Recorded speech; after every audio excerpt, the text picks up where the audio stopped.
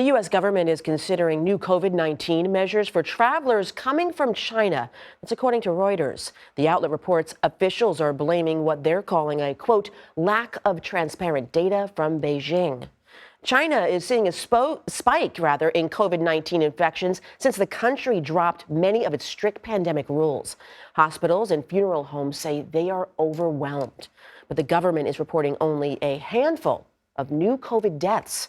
CBS News foreign correspondent Lucy Kraft is in Tokyo with more. Thank you for being here. So what is the situation like in China right now? How are the hospitals dealing with this spike? Well, Deborah, as of yesterday, officially only about 5,000 people have died from COVID in China, but the signs of distress of an explosion of cases are evident. Crowded fever clinics, hospitals that have run out of beds. One doctor at a Beijing hospital said that their wards are so full, any new patients are forced to stay in the emergency room. Funeral homes are so overwhelmed. Bodies are being stored in shipping containers. One post from northern China showed hallways filled with long lines of coffins. This is just heartbreaking, Lucy. Why is the Chinese government not reflecting this in their official stats? You know, it's common to use excess mortality as a gauge for measuring fatalities associated with the virus.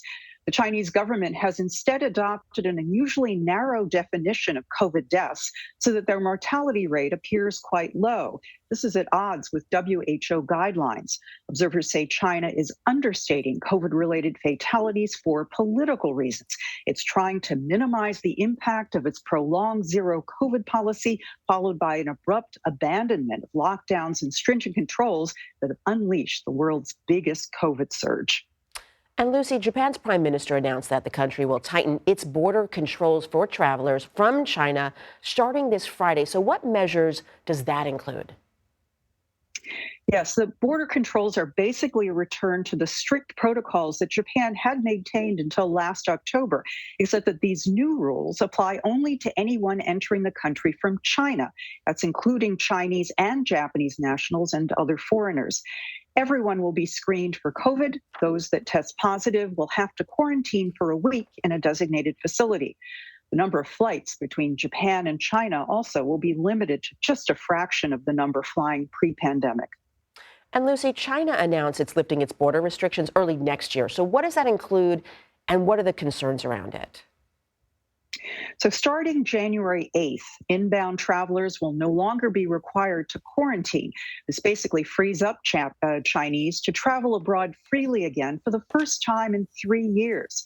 Travel sites in China were inundated less than an hour after the announcement. While the news is a relief to Chinese citizens, it worries other countries, Japan as well as the U.S., concerned about China's huge spike in COVID cases and the potential for unleashing new and possibly more dangerous virus mutations. Lucy Kraft, we thank you so much for your insight.